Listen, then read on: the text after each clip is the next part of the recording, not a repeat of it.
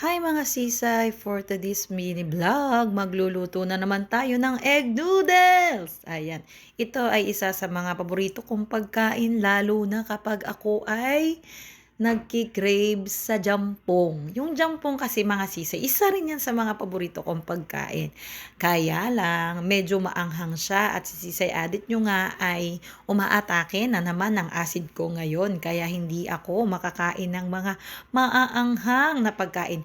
Kaya naman, naisip ko na magluto ng Chinese egg noodles! Ayan, imekos-mekos lang natin yung mga sisay.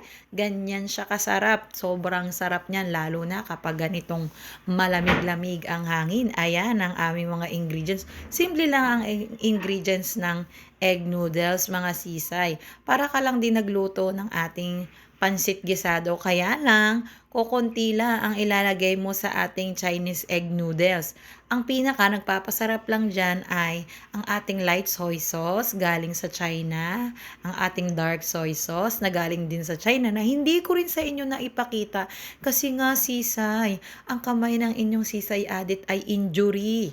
Hindi ko masyadong maipakita sa inyo kung paano ko ginagawa yan dahil solo lang ako mag-vlog at isa pa ay medyo masakit pa nga ang daliri ni Sisay Adit. So kahit ganun, ayan, dire-diretso pa rin ako sa aking katakawan.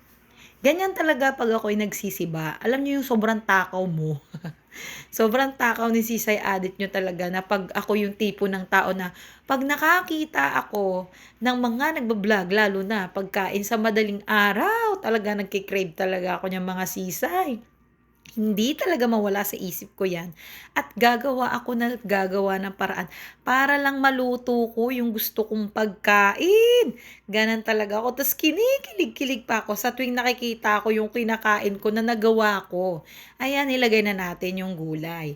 Madali lang 'to mga sisay, pagkatapos niyan, puwede niyo na siyang ilagay sa plato at kainin. Ayan, napakasarap nito lalo na't Ayan, ngayong nagluto spring na medyo nga ako ng Chinese noodles. Nagki-crave kasi ako ng noodles ngayon. Nakapagluto na rin ako ngayon.